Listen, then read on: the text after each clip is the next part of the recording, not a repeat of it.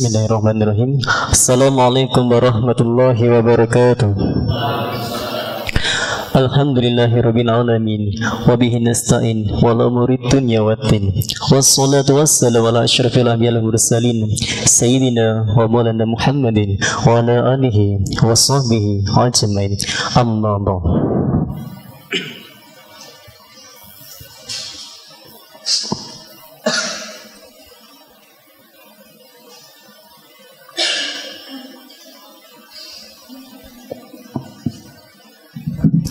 Yang terhormat Al-Habib Mustafa Al-Mundhar, yang kami hormati Ketua Pelaksana Pengelola MACT beserta jajarannya, yang kami hormati Ketua Risma CT beserta jajarannya, yang kami hormati Hadroh Nurul Hidayah, yang kami hormati jamaah semua yang saya cintai dan saya banggakan.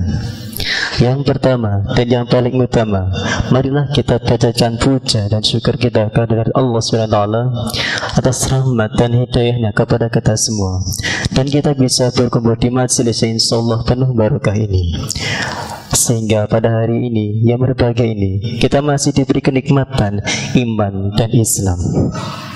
Kita dapat bertemu dan bersilaturahmi dalam acara Karim Kajian Remaja Islam Masjid Agung Jawa Tengah.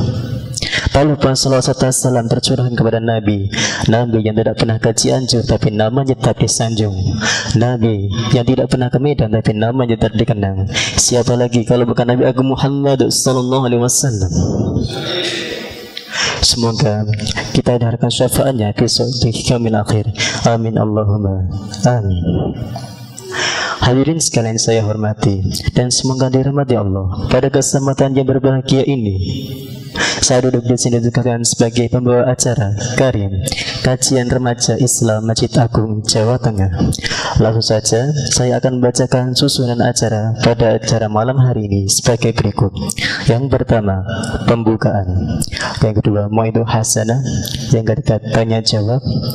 Yang keempat, doa. Dan yang terakhir adalah penutup. Hadirin hadirat yang dirahmati Allah, untuk acara yang pertama itu pembukaan, marilah kita buka acara dengan baca basmalah bersama. Bismillahirrahmanirrahim. Semoga dengan bacaan basmalah tadi acara bisa berjalan lancar dan berkah. Amin Allahumma amin.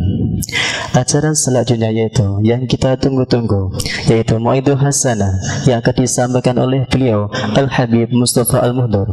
Kepada beliau kami persilakan. Sumangga.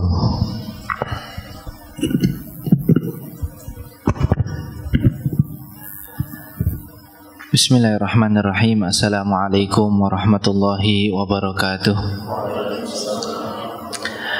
Bismillah walhamdulillah wassalatu wassalamu ala rasulillah Sayyidina Muhammad ibn Abdillah wa ala alihi wa sahbihi wa man walah, amma ba'du.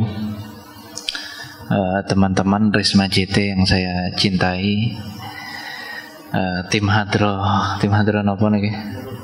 Nurul Hidayah, yang mudah-mudahan semakin maju dan mantap ya. Dan para hadirin hadirat yang dirahmati oleh Allah, alhamdulillah pada kesempatan kali ini kita masih bisa sama-sama berkumpul bersama. Ini kita bareng-bareng niatkan menuntut ilmu di sini. Sebenarnya misalkan sampean datang ke sini niatnya hanya untuk datang maulid, ya sudah cukup itu. Sudah cukup, pahalanya sudah cukup banyak. Tapi menurut saya kalau misalkan dipilih mana yang lebih baik, jelas majelis ilmu. Maka dari itu kalau misalkan kita niatkan hanya hadir maulid sangat sayang. Jadi harus diniatkan juga menuntut ilmu. Nah, mudah-mudahan pertemuan kita kali ini bisa membawa manfaat di dunia sampai di akhirat. Nah, tema kita kali ini menanamkan kebaikan di dalam diri. Nah, ini sebenarnya ini undangannya ini dadakan, ini mendadak sekali ya.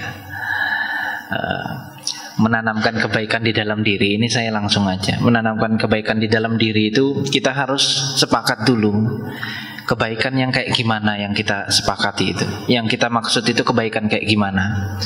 Karena setiap orang nanti ada perspektifnya masing-masing.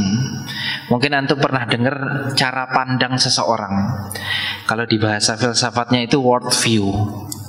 World view itu artinya cara pandang sampean terhadap dunia ini. Jenengan mau memandang dunia ini itu tergantung cara pandang sampean. Kalau sampean ini memiliki dasar, entah dari lingkungan, entah dari agama, pasti cara pandangnya berbeda.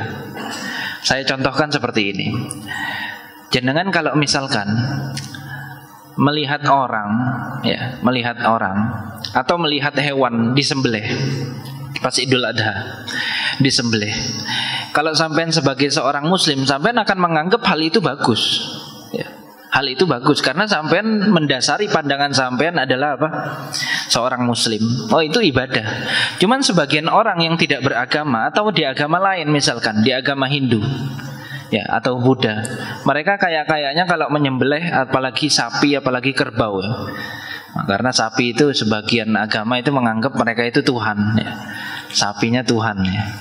Nah, kenapa mereka menganggap itu hal buruk, bahkan kejahatan yang sangat besar? Karena mereka memandang hal itu didasari dengan agama mereka. Jadi cara pandang ini menurut saya sangat menentukan sampean ini menentukan hal. Hal itu baik atau buruk itu tergantung cara pandang sampean. Nah, maka dari itu kalau misalkan ada seseorang kok dikomentari tatkala dia misalkan mengatakan, saya tidak setuju dengan hal ini karena di dalam agama saya, misalkan saya mengatakan khamr itu saya tidak setuju, ya. Kenapa sampean mengatakan tidak setuju? Ya karena saya memang agama saya Islam. Saya menganggap baik dan buruk itu tergantung apa yang Allah katakan. Di mata manusia baik, di mata Allah ya belum tentu. Maka dari itu di antara dasar Ahlus Sunnah wal Jamaah. Zaman sekarang itu banyak yang ngaku Ahlus Sunnah, cuman menurut saya sangat jauh sekali memahami tentang Ahlus Sunnah.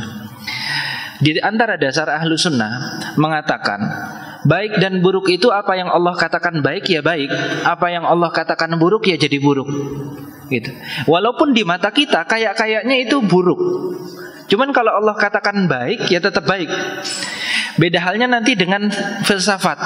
Ahli filsafat itu mereka mengatakan tidak, kebaikan dan keburukan itu relatif. Mungkin menurut sampean baik, menurut saya buruk. Ya, kalau kita ndak seorang muslim, nek jenengan ngaku Ahlus Sunnah, ndak boleh seperti itu. Ya ndak apa-apa nek sampean mau nggak ngaku Ahlus Sunnah ya ndak apa-apa juga. Ndak apa-apa juga. Saya ndak mau, saya yang penting pokoknya kebaikan dan keburukan relatif. Maka dari itu sekali lagi cara pandang ini bakal menentukan kita ini, menentukan kebaikan ini seperti apa. Nah sekali lagi kebaikan dan keburukan menurut cara pandang Ahlus Sunnah itu tergantung Allah yang mengatakan. Jadi kalau Allah bilang baik ya baik, Allah bilang buruk ya buruk, seperti itu. Makanya belum lama, sebenarnya masalah ini sudah lama sekali. Orientalis di negara barat itu cuman mereka mengemukakan lagi permasalahan kisos. Kisos itu kalau ada yang bunuh terus dibunuh lagi di dalam hukum Islam. Mereka mempermasalahkan ini kok gimana, kok agama malah menyuruh kita membunuh. Katanya kalau ada yang bunuh terus dibunuh lagi, ya. Ini kok kayak buruk loh. Bagi sampean itu buruk karena sampean hanya memandang pertimbangan sampean itu terbatas, otaknya itu terbatas. Kalau kita mengatakan itu baik karena Allah yang mengatakan, selagi Allah yang mengatakan, kita tidak boleh mengatakan kenapa, tidak boleh itu. Kalau kita bertanya tentang hikmahnya boleh. Cuman kalau kita menanyakan kenapa kok Allah seperti ini, itu sudah di ranah kita itu kurang ajar. Karena tugasnya seorang hamba itu bukan menanyakan pekerjaan Tuhan, ya. Tugasnya seorang hamba mengerjakan perintah Tuhan, ya, bukan mempertanyakan pekerjaan Tuhan. Seperti itu. Maka dari itu kalau misalkan ada orang kok ada gempa bumi, ada bencana alam, tsunami, atau sekarang yang kita lihat di Palestina, anak-anak kecil dibunuh, banyak yang mati tanpa dosa, ya, tanpa dosa. Kalau misalkan ada orang, ini kok Allah melakukan seperti ini, itu salah pertanyaan itu. Karena dia awalnya itu sudah meyakini bahwasanya Allah itu harus dipertanyakan, ya. Yang dipertanyakan itu bukan Tuhan. Tuhan itu nggak bisa diprotes.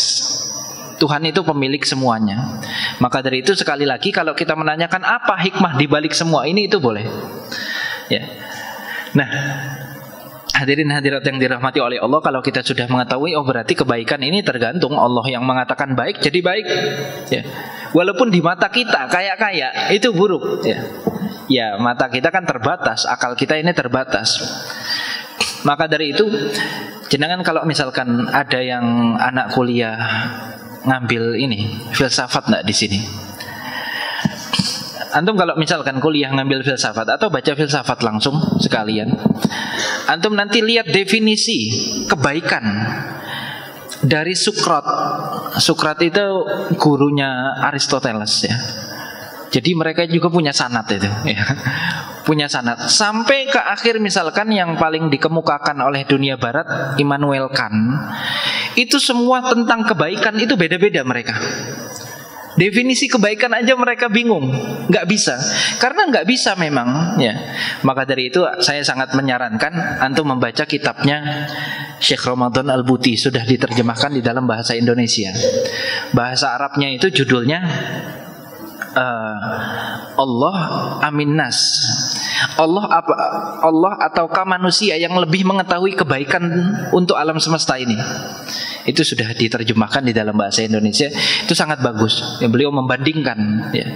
Ya jelas kalau misalkan gini ya, ada seseorang bos memiliki satu pabrik perusahaan. Nah, dia ini sudah berpuluh-puluh tahun dia yang membuat pabrik tersebut, perusahaan tersebut. Tiba-tiba ada orang luar masuk ke situ, nggak paham apa-apa tentang pabrik. Dia ngomong, bos ini salah, seharusnya seperti ini, seharusnya seperti ini. Kira-kira ya, yang benar itu siapa? Yang benar ya pasti bosnya itu. Karena loh, kok sampean ini siapa? Wong saya yang nyiptakan pabrik ini kok. Saya yang buat peraturannya dari awal. Sampean ini tidak paham apa-apa kok tiba-tiba ngomentarin saya. Itu salah. Begitu juga kita. Maka dari itu pandangan manusia itu untuk menentukan baik dan buruk itu sulit. Ya, untuk menentukan baik dan buruk. Apalagi untuk menentukan pahala, ya tidak bisa. Untuk menentukan pahala tidak bisa. Ya. Dan sekali lagi saya katakan baik dan buruk itu tergantung Allah Subhanahu wa taala. Kalau Allah mengatakan baik, Nabi Muhammad mengatakan baik, berarti itu baik. Ya. Walaupun kayak sekilas kita itu kayak bertentangan di akal kita, ya.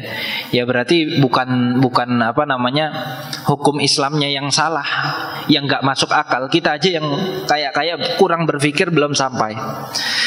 Nah, untuk menanamkan kebaikan yang Allah katakan, yang Rasulullah katakan, ini tadi mungkin saya ada segi. Itu memang baik dan buruk biasanya disebutkan di dalam ilmu filsafat. Nah, setelah ini untuk menanamkan itu nanti masuknya ilmu tasawuf. Menanamkan baik dan buruknya. Walaupun nanti ada sisi filsafatnya juga, cuman saya tidak terlalu mau dalam ke situ. Karena biasanya kita ini kalau santri kan biasanya tasawuf. Nah, untuk tasawuf itu menanamkan diri itu namanya perlu mujahadah. Jenengan itu tidak bisa hari ini sampai niat saya mau jadi orang baik, saya mau rajin qiyamul lail, saya mau rajin baca Al-Quran, saya mau rajin sedekah, saya itu tidak mau musuhan sama siapa-siapa. Malam ini niat sebanyak itu, besok langsung terrealisasi semua, itu mustahil, nggak ada. Makanya perlu difahami, kita itu setiap harinya sekitar 6.000 lebih ada besitan hati. Tahu besitan hati ya? Kayak pikiran itu sekelebatan. Itu selama 24 jam itu ada 6.000 lebih. Jenengan saat ini aja, saat ini, wah, saya habis ini mau kemana ya? Tiba-tiba ada muncul lagi, saya harus ngambil duit. Muncul lagi, saya harus ketemu ini. Itu namanya apa? Perasaan yang nyangkut ke kita setiap harinya selama 6.000 banyaknya, sebanyak 6.000. Nah, semua sekelibatan hati itu kan tidak semuanya baik dan tidak semuanya buruk. Ada yang baik, ada yang buruk. Untuk menentukan baik dan buruk di dalam ilmu tasawuf, bisikan hati itu ada 4. Ada bisikan namanya rohmani. Rohmani itu dari Allah, ilham. Nek kita ini biasanya ilham ini orang-orang yang biasa kayak kita sulit. Biasanya itu untuk kekasih Allah, para nabi yang paling banyak. Jadi ilham ini diantara ciri khasnya, dia itu kalau sudah sampai ke hati kita, walaupun kayak aneh, itu kita nggak bisa menolak. Tenang hati, itu sulit. Sekali lagi ya, ini kayak untuk orang biasa itu sangat sulit. Nggak mustahil, cuman sulit banget. Biasanya itu orang-orang yang sudah luar biasa kekasih Allah, atau ya nabi sekalian.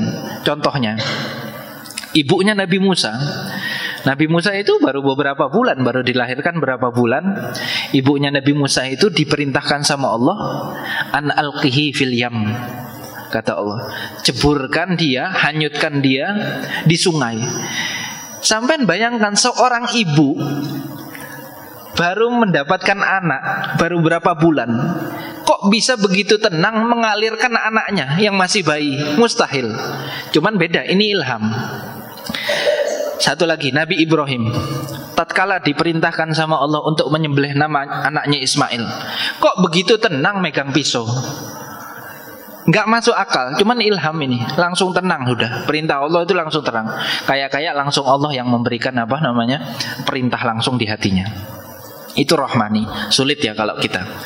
Yang kedua, ini sering kita ya, namanya biasa kalau dalam bahasa Arab was-was. Was-was itu tidak harus dari setan ya. Was-was tidak. Namanya cuman biasanya bisikan malaikat. Ini yang kedua. Bisikan malaikat ini kita sering ini. Alhamdulillah kita sering. Mungkin antum sering sudah nyalakan alarm jam 3 atau tidak usah, kebangun tengah malam. Pas kebangun kayak kepikiran, kayaknya nek sholat ini Masya Allah ini ya. Cuman ya karena tadi iman tadi, ciri khasnya dari malaikat ini, bisikan dari malaikat itu cepat. Nek kita tidak terima, dia pulang, kabur dia. Kayak tadi kita bangun jam 2:30, wah kayaknya qiyamulail ini. Cuman karena kita malas wis tidur lagi, ya udah malaikat tidak bakal datang lagi itu ya. Nah itu kita sering hal seperti itu. Kita mau sodakoh, kayaknya ini enak, ini sodakoh. Tiba-tiba kita ada hal yang tidak, pokoknya bikin kita nggak jadi sodakoh. Ya udah malaikatnya kabur, nggak jadi lagi. Ini yang baik. Jadi bisikan tadi ada 4 ya. Bisikan hati itu ada 4. Yang baik itu 2, rohmani, ini ilham, atau dari malaikat ini. Dan ini sulit pokoknya kalau kita. Yang 2-nya lagi ini yang buruk. Yang ketiga namanya, ini yang buruk ya, waswasatu syaiton, dari setan. Setan itu ciri khasnya kalau bisikin kita, dia itu cepat berubah ya, cepat berubah. Makanya kita ini sering ngaco kalau ngomong ya, karena bisikan setan itu cepat banget ya. Misalkan saya contohkan, sampean sering ini, sampean sholat mikirnya macam-macam ya, nandi. Setan itu dia berusaha bagaimana caranya kita itu tidak fokus dalam ibadah. Embuh nanti dialihkan ke dia ke maksiat atau tidak ke maksiat. Antum mungkin sering juga tatkala sholat, kayaknya habis ini saya mau baca Al-Quran. Lagi sholat. Kalau lagi sholat mikirin itu, kira-kira baik apa enggak? Ya enggak baik ya. Mau sholat kok mikirin saya nanti itu ya. Itu berarti tandanya kita itu tidak khusyuk. Pokoknya dia berusaha bagaimana caranya sampai ini tidak khusyuk. Itu ciri khas bisikan setan. Cepat banget berubah ya. Dia entah mengemalingkan kita dari ke ibadah lain. Nanti kalau kita selesai sholat, padahal kita dalam sholat, kayaknya saya harus baca Al-Quran habis ini, itu udah tidak khusyuk ya. Dia berhasil. Nanti setelah sholat, dia berusaha lagi bagaimana caranya saya ini tidak baca Al-Quran. Entah nanti dia malingkannya dengan ibadah atau hal lain. Nanti setelah sholat, astagfirullah, diingatkan sama dia, astagfirullah, saya harus jenguk keluarga saya, silaturahim juga, ini pahala ini. Wis tidak baca Al-Quran ya. Baru jalan mau silaturahim keluarga yang kita tuju tadi, di perjalanan nanti ada lagi pikiran, kayaknya saya kemarin udah janji mau sodakoh sama fulan. Itu terus diputar sama dia. Entah nanti ke maksiat, yang penting kita itu ibadah tidak jadi-jadi, atau jadi ibadah jadinya tidak ikhlas atau tidak khusyuk tadi. Pokoknya bagaimana caranya ibadah kita cacat. Tapi perlu diingat, Bisikan setan ini mudah ngilanginnya. Sampai baca a'udzubillahi minasyaitonirrajim yang khusyuk tapi ya minta sama Allah, sholawat, insya Allah hilang. Itu bisikan setan ciri khasnya. Yang paling jahat ini, yang paling jahat yang keempat ini. Ini bisikan yang sulit. Ini namanya bisikan hawa nafsu. Yang bisikin bukan orang lain, bukan sesuatu yang lain, yang bisikin kita sendiri. Diri kita membisiki diri kita sendiri. Makanya kita ini kan ada baiknya, ada buruknya ya. Kita ini ada baiknya, ada buruknya. Nggak ada orang itu namanya buruk semua, nggak ada. Baik terus nggak ada juga. Nah, bisikan hawa nafsu ini itu tidak bisa. Kita itu kalau misalkan lagi di antara ciri khasnya, saya katakan ciri khasnya itu biasanya dia kalau sudah mau sesuatu itu sulit kita palingkan. Wah, ini jadwal ketemuan pacar ya. Itu mau dipalingkan bagaimanapun kuatnya kayak apa itu sulit. Kalau tidak apa? Tidak biasa kita latih diri kita itu sulit. Lagi di HP lihat-lihat Instagram, ini buat mas-mas ini. Lihat ada yang bening sitik. Iku mau scroll angel tuh mas. Kising senyum-senyum pengalaman ini. Ya. Itu hawa nafsu ya. Jangan mulu. Kita kan biasanya nyalahi setan terus halaihi setan. Loh sampai dewe yo. Nggak. Itu hawa nafsu. Jadi kalau hawa nafsu itu ndak kayak setan. Hawa nafsu itu kalau setan kan berpindah-pindah cepet. Kalau hawa nafsu kalau sudah mau itu udah. Saya mau bakso hari ini, harus bakso ini. Walaupun sulit, tak terjang terus. Ya. Nek mau ketemuan yang haram-haram gue, ndak harus ketemu saya. Sulit itu. Sampai kalau ndak menuruti hawa nafsu biasanya sumpek. Biasanya sumpek. Kalau ingat kejadian yang pernah sampean lakukan, alhamdulillah. Kalau ndak ingat nanti coba. Ya, sampean coba langgar hawa nafsu itu. Ya, masih ketawa-tawa ini. Nah, atau misalkan contoh gampangnya, mau sholat subuh. Ya, mudah-mudahan ya rajin sholat subuh. Atau mau qiyamul lail wis, biar contohnya luwih apik ya. Mau qiyamul lail, sampean coba. Mau qiyamul lail saya baca Quran. Itu kan melawan hawa nafsu banget itu. Apalagi yang biasa tidurnya malam, bangunnya jam 8 pagi. Wah, saya usaha ini.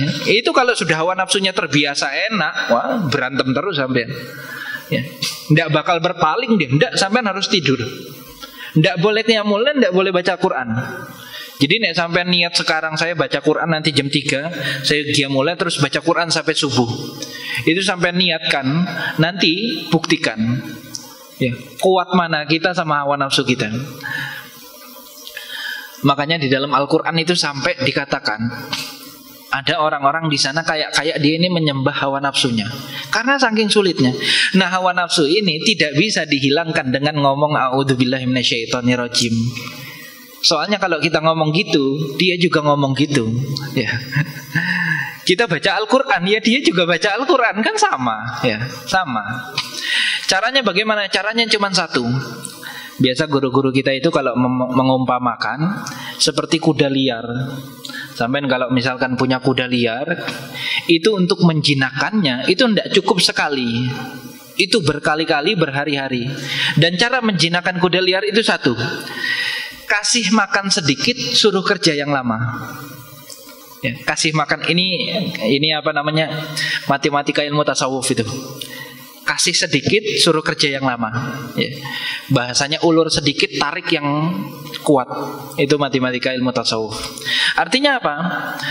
Sampai enggak apa-apa, ikuti hawa nafsu selagi halal. Saya mau banget ini, mau makan bakso ini. Hawa nafsu bukan? Ya, hawa nafsunya. Sebenarnya nasi ada di rumah apa ada. Cuman halal enggak apa-apa, tetap tapi hawa nafsu tuh. Ya, hawa nafsu. Saya mau makan bakso, wis enggak apa-apa. Sampai mau makan bakso baca dulu 1 juz. Makanya kita itu sering dianjurkan ngomong sendiri. Ngomong sama hawa nafsu kita. Sayyidina Ali itu saya sering ceritakan, Sayyidina Ali sering ngomong sendiri itu. Cuman jangan di depan orang ya. Dianggap kelainan nanti ya. Nah, itu hawa nafsu. Hawa nafsu itu sangat sulit, jadi harus dilatih seperti itu. Kasih makan sedikit dan suruh kerja yang lama. Saya ini mau tidur, ngantuk saya. Oh enggak apa-apa, sampean tidur. Cuman habis ini sholat 10 rakaat. Jadi gitu caranya. Percayalah teman-teman, sampean kalau ndak maksakan diri sampean untuk berantem sama hawa nafsu itu, sampai tua ndak bakal hilang. Ndak bakal. Wis beb, nanti nek tua saya itu kan bakal tobat, bakal erak, mungkin ndak ada. Sampai nek sekarang ndak pernah qiyamul sampai tua, saya jamin. Ya, saya jamin. Karena sudah terbiasa hawa nafsu itu. Kecuali ada beberapa hal ya, nanti pengecualian itu. Kalau kita pakai jalan yang biasa-biasa saja sulit. Kalau pengecualian misalkan Allah tiba-tiba memberikan kita hidayah, blek langsung tiba-tiba berubah. Mungkin bisa jadi. Pernah itu guru saya Syekh Ramadan Al-Buti, beliau itu punya tetangga. Ini setiap malamnya anak muda ini, setiap malamnya itu mabok-mabokan. Wis luar biasa. Setiap malam di rumah dia itu rame. Suatu malam, biasanya kalau rame gitu kan sampai pagi. Suatu malam kok beliau dengar ini kok sepi. Ya, sepi. Akhirnya pas subuh beliau ini ngimamin di satu masjid. Subuh beliau mau ngimam di satu masjid, tiba-tiba anak muda yang tetangga beliau sering mabok-mabokan setiap malam itu sudah ada di soft depan. Akhirnya Syekh Ramadan Buti bertanya-tanya, soft depan wis lagi nangis-nangis pokoknya. Bertanya-tanya cuman masih ditahan sama Syekh Ramadan ini, wis nanti di Syria ini kejadiannya. Nanti wis ya palingan subuh tok iki ya. Nanti balik lagi. Subhanallah, sehari, 2 hari iki nambah mantep ini orang. Nambah soft depan lagi, nambah baca Al-Quran. Wah, luar biasa. Pelajaran-pelajaran yang beliau ajarkan di masjid, orang ini hadir terus jadi. Akhirnya Syekh Ramadan ini gak kuat, dia nanya, sampai ini ada apa mas? Kok tiba-tiba dari yang tadinya di bawah bumi bahasanya, wis hancur lebur sudah kehidupan sampean, sekarang kayak malaikat sudah, ngeri sudah. Sampean masih muda kok sudah ngeri seperti ini. Kata dia, ya Syekh, antum ingat tak pas malam itu kok saya tidak jagongan sampai pagi, tidak mabok-mabokan sampai pagi katanya. Iya, itu kok kenapa tumben? Karena pada malam itu mereka itu ada urusan, mereka pulang duluan. Nah akhirnya saya ini bingung sendirian, sumpek. Was biasa jagongan sampai pagi, saya sumpek sambil megang botol minuman keras itu ya. Minuman keras. Gak ada orang, gak ada siapa-siapa di rumah saya, hanya ada tembok. Akhirnya saya ngomong sendiri, kata dia. Ngomongnya gimana? Kok bisa sampean berubah? Gara-gara omongan ini saya berubah omongannya. Dia ngomong gini, ya Allah, kayak berdoa, jadi omongannya kayak ngajak ngomong Allah. Ya Allah, Engkau ini tahu ya Allah, antara aku dan Engkau ada hijab yang sangat besar. Ada tembok yang tidak akan bisa menghilangkan tembok tersebut kecuali Engkau. Dia ngomong gitu. Dan Engkau tahu ya Allah, aku mustahil menghilangkan tembok itu. Tembok antara aku dan Engkau, hijab, penutup. Kalau Engkau tidak menolong aku menghilangkan hijab ini, tembok ini, siapa lagi yang bakal menolongku? Dia cerita, subhanallah Syekh, setelah saya ngomong kayak gitu, di hati saya ini ada suatu semangat yang sampai sekarang belum padam. Saya kayak maunya ibadah terus tidak berhenti. Pokoknya saya tidak betah saya. Saya kayak mau tobat terus. Wah, pokoknya luar biasa. Sampai sekarang yang antum melihat, kata beliau gitu. Kata orang ini. Ya, ini sampai jangan berharap seperti ini ya. Wis saya nunggu kayak gitu aja, wis ra mungkin. Yang normal-normal saja udah. Ya. Orang itu bisa dekat dengan Allah dengan 2 cara. Yang pertama, dia usaha sendiri, itu kebiasaan manusia. Kita ini manusia biasa ya. Yang kedua, ini kayak Allah tarik langsung dia. Allah yang pengen dia ini dekat sama Allah. Banyak itu. Maka mungkin sampean sering lihat teman-teman itu kalau mau bangun, beberapa orang itu kalau mau bangun malam itu kayaknya nggak perlu alarm, nggak perlu apa, bangun sudah. Jam 3 ya bangun sholat, wis kayak biasa aja, nggak ada masalah. Kita kadang alarm wis pirang-pirang 5 menit sekali, ya masih aja jam 7 pagi. Jadi gitu. Jadi dengan dua cara ini. Dan sampai tidak boleh memakai cara kedua di dalam ilmu tasawuf. Cara khusus tadi. Nggak, itu jalur VVIP sudah. Tidak boleh. Itu tidak bisa dipesan tiketnya. Itu hanya Allah yang memilih nanti. Kita pakai jalur biasa aja semangat. Nah, untuk semangat dalam menuju Allah itu, untuk membiasakan diri, menanamkan kebaikan di dalam diri tadi, itu ini. Musuh kita itu setan dan hawa nafsu. Yang parah itu kalau hawa nafsu kita udah besar, setan ini rajin. Ya, kebanyakan kita kan tidak menganggap setan ini musuh ya. Kebanyakan menganggap setan ini ya teman dekat bahkan ya. Jadi kalau misalkan hawa nafsu kita sudah besar, setan ini rajin bisikin kita. Nah, ini masalahnya. Maka dari itu, hadirin hadirat yang dirahmati oleh Allah, sekali lagi saya ingatkan bahwasanya hawa nafsu tidak bisa hilang begitu saja. Dia harus dilatih kayak tadi. Kasih makan sedikit, ya. Kasih keinginannya sedikit tidak apa-apa. Ini anak muda misalkan, saya mau main game, tidak apa-apa. Selagi halal tidak apa-apa. Cuman habis itu pengajian seperti itu. Beb, saya mau main IG, tidak apa-apa. Yang penting jangan lihat yang haram. Ya. Nek haram itu wis garis merah sudah. Ya, Beb tidak bisa langsung ya, tidak bisa langsung, tidak apa-apa, dikit-dikit wis. Ya, udah toleransi itu. Nah, hadirin hadirat yang dirahmati oleh Allah, kalau misalkan nanti hawa nafsu kita sudah kita lawan terus, itu namanya nafsul lawamah nanti kita.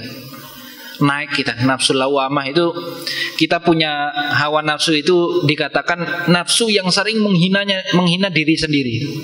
Ya, menghina diri sendiri.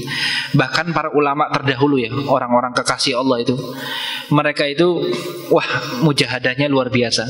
Ada di antara mereka kalau misalkan mereka itu malam itu nggak bisa, udah ngantuk padahal mereka punya rutinan baca Al-Quran sampai habis. Itu mereka diri di atas satu kaki biar nggak ngantuk. Biar nggak ngantuk. Ada lagi namanya Abdullah bin Zubair, keponakannya Sayyidatuna Aisyah. Jadi beliau ini orang alim, sahabat. Beliau dulu ini belajarnya sama Sayyidatuna Aisyah langsung, ya, istrinya Rasulullah. Nah, akhirnya beliau ini dikatakan, saya itu setiap malam kalau sholat malam itu pasti menghatamkan Al-Quran kecuali 2 malam. Malam pertama sama istri maksudnya. Malam pertama sama istri itu bolong. Ya. Tidak sholat malam apa? Tidak sholat malamnya itu tidak sampai hatam Al-Quran. Cuman tetap sholat malam mas. Jangan tidak sholat malam. Tidak, tetap. Cuman tidak hatam aja Al-Quran. Yang kedua, tatkala saya menuju ke pemerintahan pada saat itu, pas saya menuju ke sana, kaki saya ini tiba-tiba kena penyakit. Naudzubillah min dzalik. Mudah-mudahan kita sehat afiat semua. Penyakitnya itu kena ada hewan tidak tahu apa, namanya kalau dalam bahasa Arab al-akalah. Akalah itu kayak ngegerogoti daging. Sampainya di kerajaan itu atau di pemerintahan itu, orang pemerintahan ngomong, wahai Syekh Sayyidina Abdullah, antum ini harus diamputasi kaki antum. Kenapa? Kalau tidak antum bakal mati.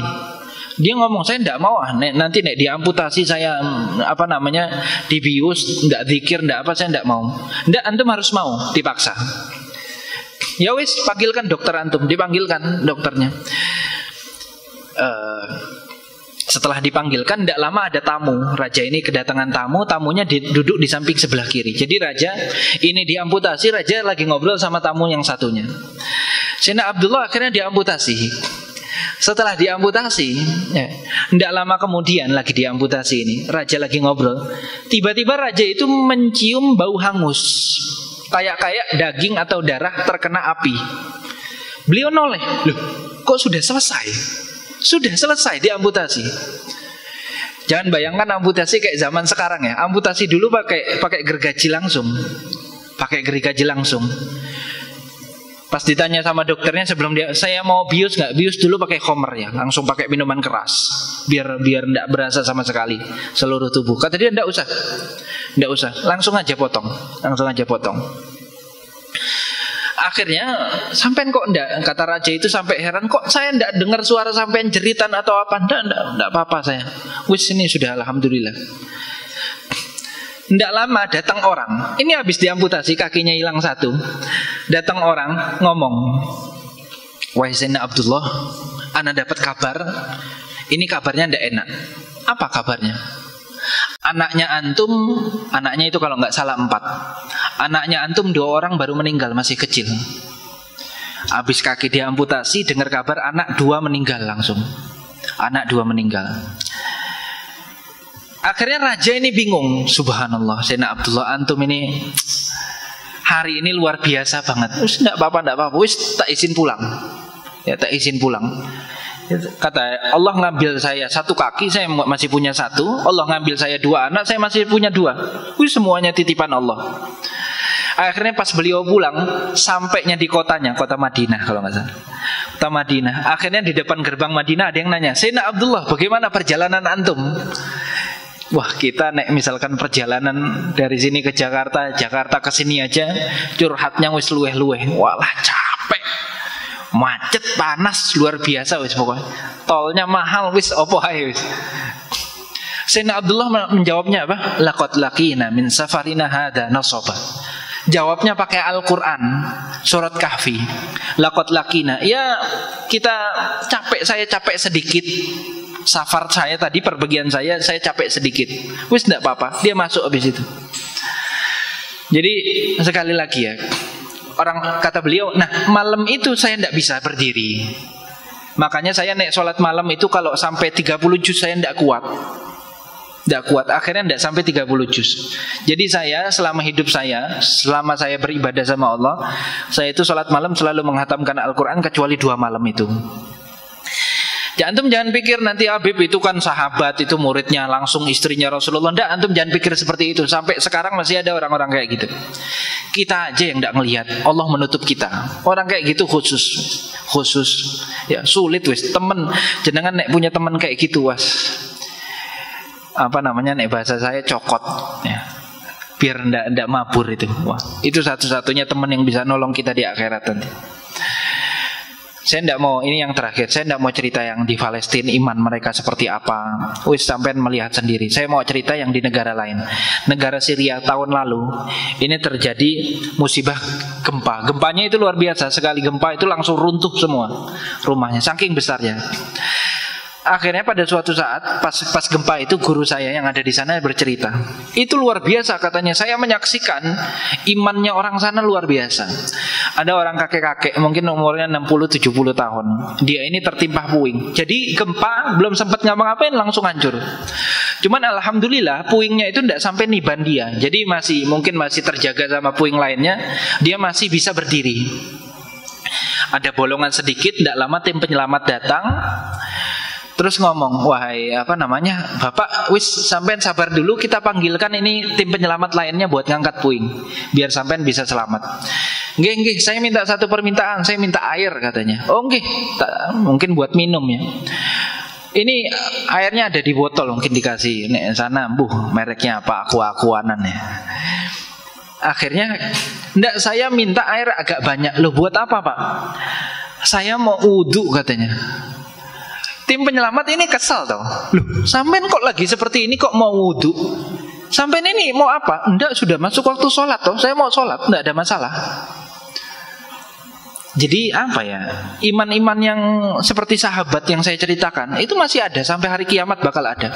Kalau kita tidak memiliki iman seperti itu, Allah bakal datangkan orang yang punya iman seperti itu. Ya, di dunia ini tidak bakal kekurangan orang baik, tidak bakal kekurangan orang yang dekat sama Allah, tenang. Ya. Ada lagi cerita, ini juga nenek-nenek mungkin 60-70 tahun, tertimpa juga. Akhirnya dibilang sama tim penyelam, Bu, sampean mundur dulu. Ini biar kita angkat nanti. Sebelum diangkat, tadi kan saya lagi di rumah, terus tiba-tiba hancur rumah saya. Kadang-kadang saya minta satu, ambilkan saya kain, saya buat nutup kepala saya, kerudung. Karena saya di rumah lagi nggak pakai kerudung, umur 70 tahun. Memikirkan rambutnya biar nggak terlihat oleh bukan mahramnya. Saya yakin ini orang-orang seperti ini nanti di akhirat ketemu Rasulullah langsung bilang Rasulullah itu cinta sama mereka. Yakin saya udah. Iman mereka ini iman-imannya para sahabat yang sulit banget digapai, sulit. Ya. Umur 70 tahun enggak apa-apa sebenarnya, dia keluar auratnya kelihatan, rambutnya dia bilang enggak, saya enggak mau. Ambilkan saya kerudung baru angkat. Ya, saya lagi di rumah, mungkin lagi masak, lagi apa, tiba-tiba runtuh, saya tidak pakai kerudung. Ambilkan saya kerudung. Ya. Saya yakin orang-orang seperti ini nanti yang akan menjatuhkan alasan-alasan orang-orang yang munafik. Jadi kalau misalkan nanti ada orang yang beralasan, ya Allah, aku tidak menutup auratku, panas kok ya Allah. Mungkin ibu-ibu tadi yang dipanggil sama Allah, sampean panas apa? Ini loh di bawah puing. Ya. Ada orang yang gak rajin sholat terus, ya Allah saya agak capek. Sampai capek apa? Ini loh umur 70 tahun di bawah puing, gak punya apa-apa. Guru saya yang terakhir cerita, ada anak kecil keluar dari puing, yang pertama kali dia lakukan sujud syukur. Terus dia mengatakan, Allah, kita berharap, kita minta sama Allah, mudah-mudahan anak-anak kita dijadikan orang-orang yang seperti itu. Ya. Dan yang terakhir, ada anak yang meninggal. Ini cerita yang meninggal. Tadi kan yang hidup semua, ini yang meninggal. Dia ini belum balik ya, mungkin 7 tahun, 8 tahun, yang penting belum balik, laki-laki. Pas dia meninggal, itu di kantong dia ditemukan satu kertas. Mungkin dia nulisnya ini kayak pas mulai gempa. Pas mulai gempa dia langsung nulis. Tulisannya bunyinya seperti ini, ya Rob li yaumin lam usolli. Umur 7 tahun, 8 tahun berarti belum wajib sholat ya, belum wajib apa-apa. Tidak apa-apa dia kalau tidak sholat, belum wajib. Ya Rob li yaumin lam usolli. Ya Rob, ya Allah, aku 2 hari belum sholat ya Allah. Jadi dia takut mati dan dia belum sholat. Padahal tidak apa-apa, sampai langsung surga itu. Anak kecil nek meninggal belum balik, ya langsung surga dia. Belum ada dosanya ya. Cuman yang dia keluhkan seperti itu, ya Allah, aku 2 hari belum sholat. Nah ini nanti orang-orang yang seperti ini bakal didatangkan oleh Allah Subhanahu Wa Taala bagi orang-orang yang punya alasan. Ya. Maka dari itu sekali lagi, untuk menanamkan kebaikan di dalam hati kita, di dalam diri kita, circle-nya diperbaikin, teman-temannya. Kedua, rajin-rajin dengar-dengar cerita-cerita orang-orang soleh, orang-orang yang imannya kuat. Ya, jangan sering kumpul sama orang yang sering ngeluh. Itu bikin penyakit itu, dohir batin gue. Ya. Apa jadi keluhin penyakit dohir batin. Mungkin sekian dari saya. Saya kembalikan ke moderator.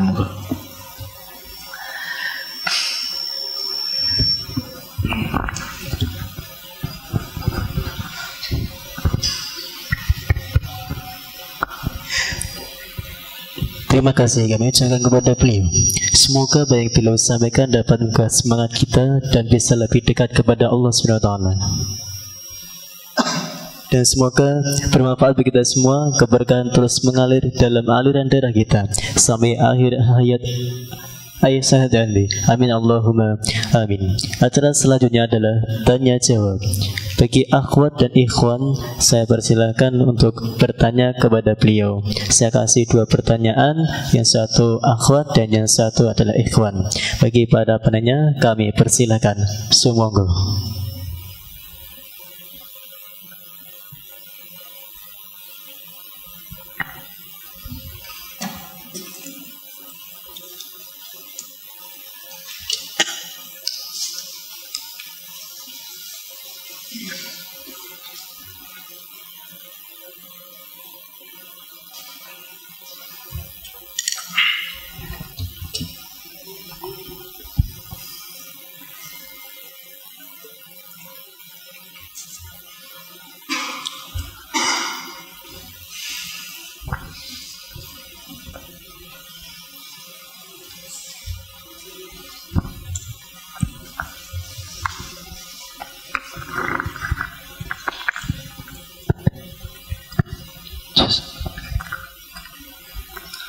Bismillahirrahmanirrahim. Assalamualaikum warahmatullahi wabarakatuh.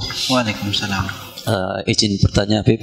Ketika kita mengajak, sudah memiliki niat untuk mengajak seseorang atau orang lain untuk menuju ke kebaikan, tapi kita merasa itu orang itu menjadi orang lain, kita rasa itu orang lain, sehingga kita belum memiliki kedekatan khusus. Nah, di dalam hati itu sebenarnya sudah memiliki niat seperti itu untuk mengajak kebaikan, tapi di dalam hati atau di sisi lain kita juga memiliki rasa ketidakenakan.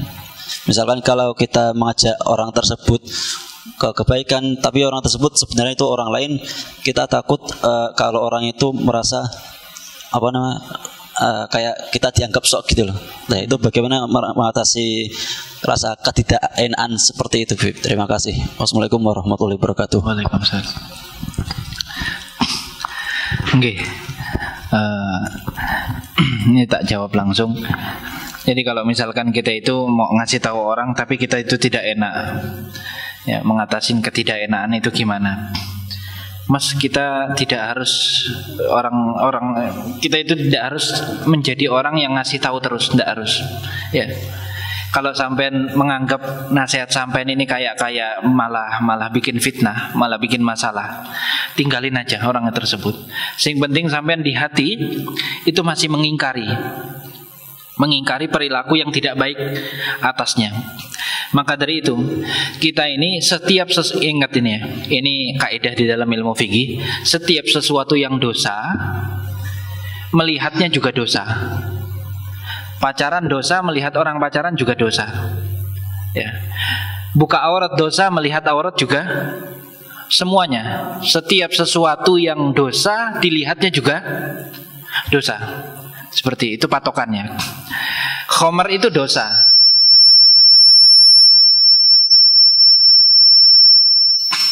Khamar itu dosa. Ya, minuman keras itu dosa. Melihatnya juga dosa. Jadi bagaimana, Bib, kalau kita melihat hal-hal seperti itu, apalagi di zaman sekarang kita macam-macam. Minimal di hati kita ingkar, itu sudah cukup. Dan itu iman yang paling rendah. Kalau kita malah bahagia, kita ikut di dalam maksiat tersebut, ya. Jadi seperti itu. Kalau misalkan ada orang kok kita nggak enak mau ngasih taunya, ya tidak usah. Ya, tidak usah. Tidak usah kita kasih tahu, kecuali kita tahu caranya biar mereka itu tidak tersinggung atau macamnya. Tidak apa-apa kita kasih tahu. Kalau tidak bisa, tidak apa-apa. Sing penting hati kita masih tidak rela. Gitu aja.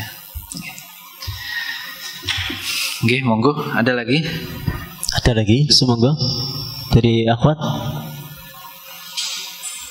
Ikhwah. Ya.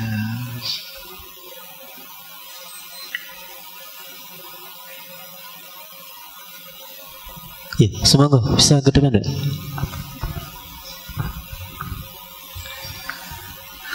Oke. Teriak juga enggak apa-apa, Mbak. Teriak mah.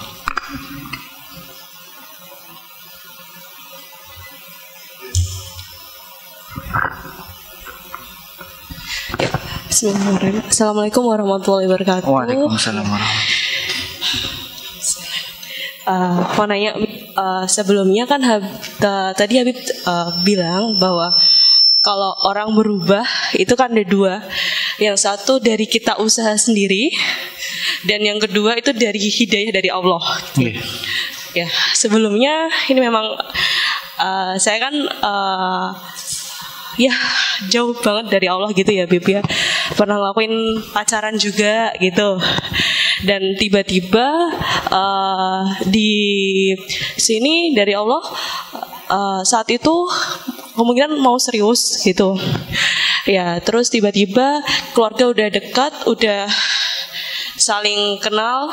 Terus di hari ingin mendekati mau menikah itu kan habis itu tiba-tiba dari pihak pria itu langsung pergi bilang yaudah kita udahan gitu, Bib. Lah terus abis itu tiba-tiba langsung hilang, nggak ada konfirmasi apapun dari keluarganya juga. Jadi langsung kayak blokir semua akses kita tuh, diblokir gitu kan. Dan sampai hal itu terus kemungkinan dari bapak juga banyak pikir gitu kan, Bib, nggak nyangka buat cowok yang selama ini nemenin gitu kan. Nah, jadi pikiran, dan sampai di hari bapak sampai nggak ada. Terus aku sebelum bapak nggak ada kan sakit, terus aku minta tolong gitu kan sama temennya dia untuk konfirmasi, karena ke psikiater juga bapak bilang mohon maaf dokter bilang ini harus dikonfirmasi ke temennya gitu. Aku coba konfirmasi kayak gitu, minta tolong sama temennya, jawabannya cuma gini, Bib, sudah paham sama dia gitu. Ini banyak drama playing victimnya. Dan yang aku pikirin gini, Bib, kita kan udah lama, terus dari keluarga udah saling kenal, tiba-tiba si keluarga langsung hilang kayak gitu, terus kayak nggak mikir kebaikan, maksudnya kayak timbal baliknya itu kayak nggak ada kayak gitu kan. Dan nyikapinya kayak gitu gimana, Bib, jika memang nantinya semisal ini kan udah lost kontak, terus kita kayak ketemu tiba-tiba kayak sama keluarganya yang tiba-tiba ngilang kayak gitu, gimana, Bib?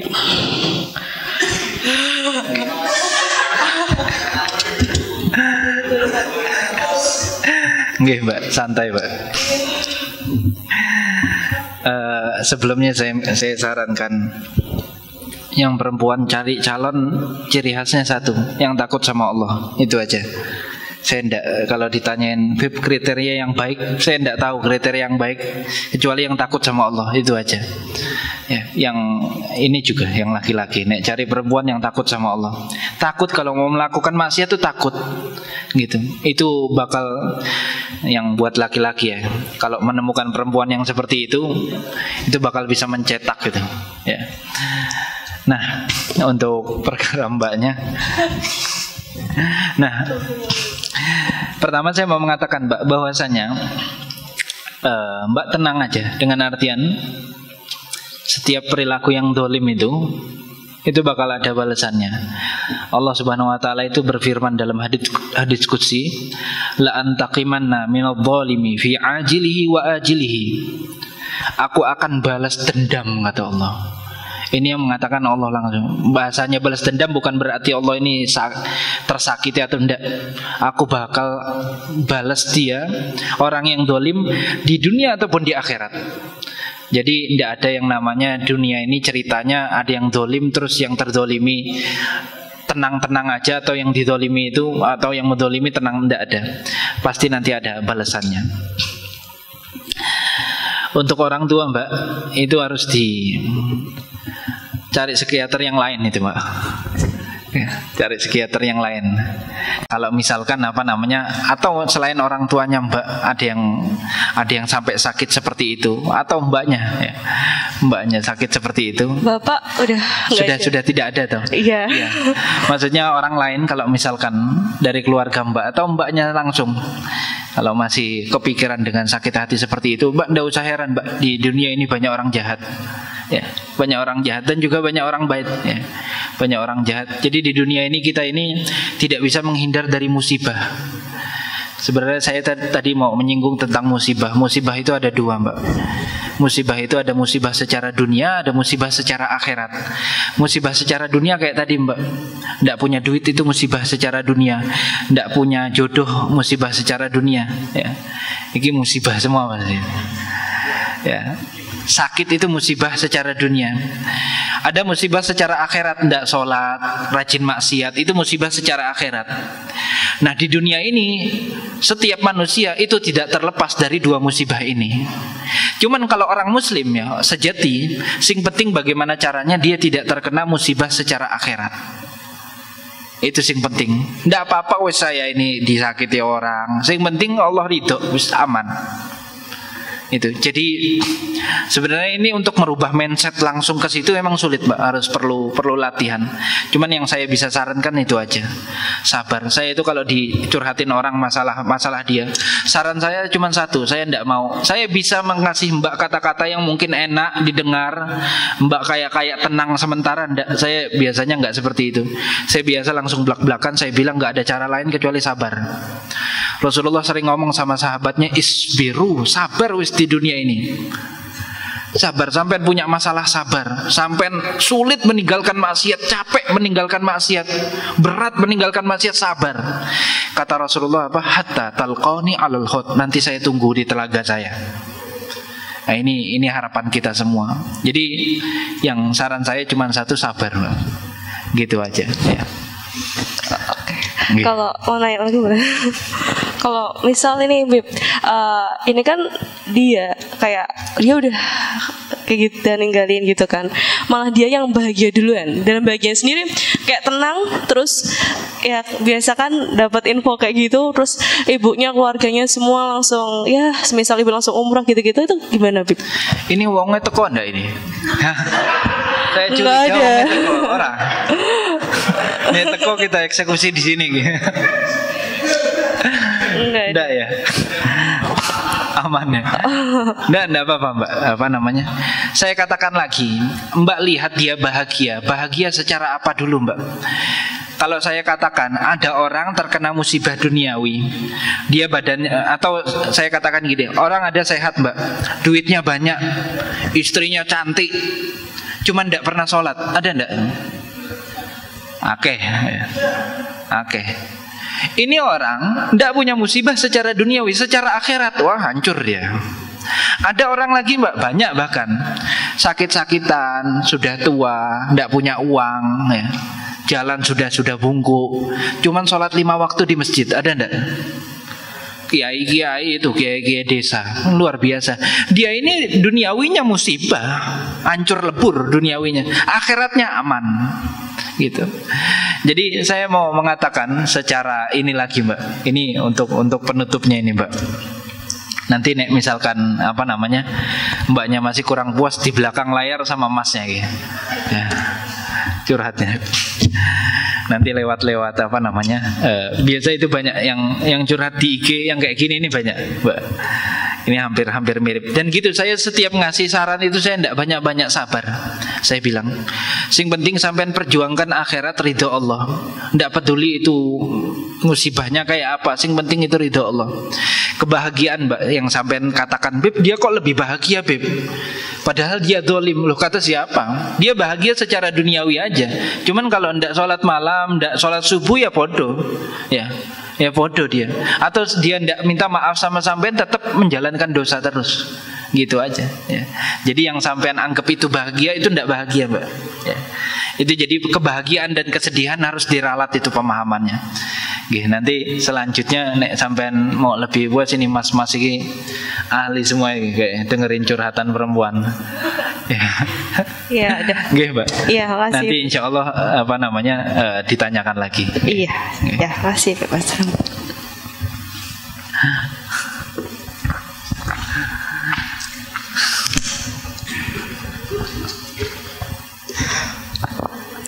Oke, terima kasih kepada penanya. Habib ini, maaf Habib, ada pertanyaan lagi boleh enggak Habib?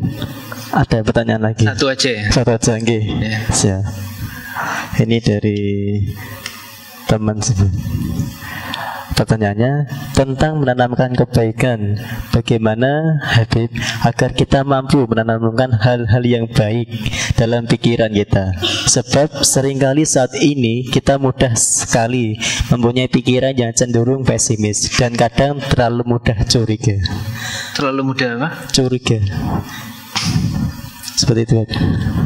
Iya, itu tergantung orang ya. Jadi sampai orang itu bisa buruk sangka terus. Kalau orangnya itu dia asalnya buruk, jadi tergantung inna ala mafik yadhar ala mafik.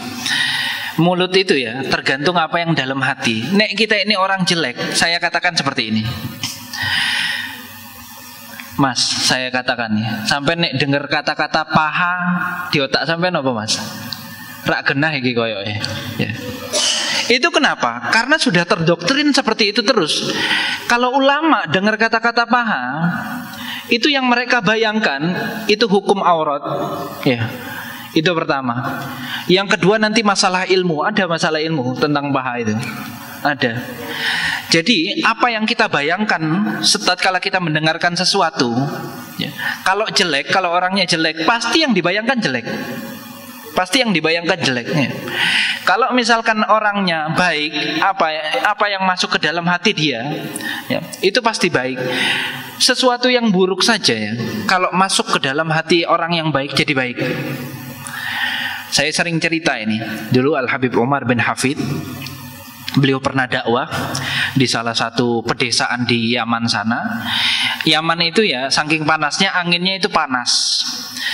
Akhirnya samping-samping beliau ini ya murid-muridnya itu kena panas kan, kita biasanya mukanya ini cemberut, merengut ya. Yang senyum Habib Umar tok. Habib Umar senyum. Akhirnya ditanya, Habib, ini kan panas. Harusnya kan sampean sambatan apa piye ya? Merengut wis minimal mukanya itu masem. Enggak, beliau senyum. Kata beliau apa? Maja aminal jamil jamil. Apa yang datang dari maha indah itu indah. Ya, ini semuanya itu tergantung mindset kita ini, pikiran kita. Mata kita sama, Mbak. Ukuran otak kita sama. Cuman hati kita beda. Nanti ini hati yang menentukannya. Ada orang mengejek kita. Nek orang jelek, dalam hati dia, wah kurang ajar lagi, ngejek aku, harus tak bales. Nek orang buruk, nek orang baik, diejek orang, ini kayaknya ada benarnya ini orang ngejek saya. Langsung ingat hadis Nabi, mazada abdun afwan illa zadahullah izza. Tidaklah seorang hamba itu selalu memaafkan kecuali dia diangkat derajatnya. Jadi tergantung mindset kita. Jadi pertanyaan hal itu untuk menanamkannya itu tergantung dianya. Nah, untuk menjadikan diri kita memiliki mindset yang baik tadi, itu tadi yang saya sebutkan, circle sama jangan temenan sama orang yang buruk. Ya, itu aja. Oke. Nah ini yang terakhir, saya itu membuka 24 jam. Saya pernah dinasihatin guru saya, jangan pernah menutup pintu, karena sekarang saya tinggal sama mertua, jadi tidak bisa. Jadi tutup pintunya. Jadi kalau jadi ulama atau kiai atau ustadz, guru saya itu menyarankan jangan pernah tutup pintu. Ya.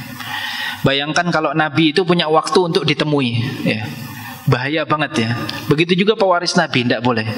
Pewaris Nabi itu tidak boleh ada waktu khusus, tidak. Pewaris Nabi itu harus siap terus mengayomi umat.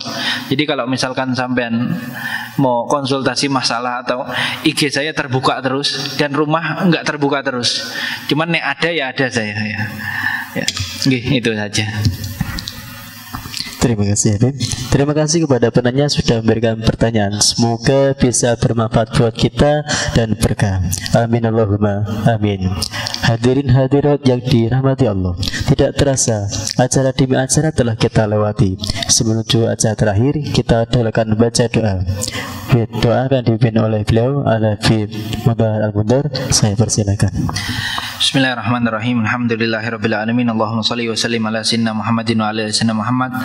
Allahumma aqsim lana min khasyatika ma tahulu bihi bainana wa baina ma'asik, wa min ta'atika ma tuballighuna bihi jannatak, wa min al-yaqini ma tuhawwin bihi alaina masaibad dunya. Allahumma matti'na bi asma'ina wa absarina wa quwwatina ma abqaitana waj'al tharana ala man zalamana. Allahumma la taj'al musibatana fi dinina wa la taj'al ad-dunya akbar hammina wa la mablagha ilmina wa la tusallit alaina man la yarhamuna bi rahmatika ya arhamar rahimin.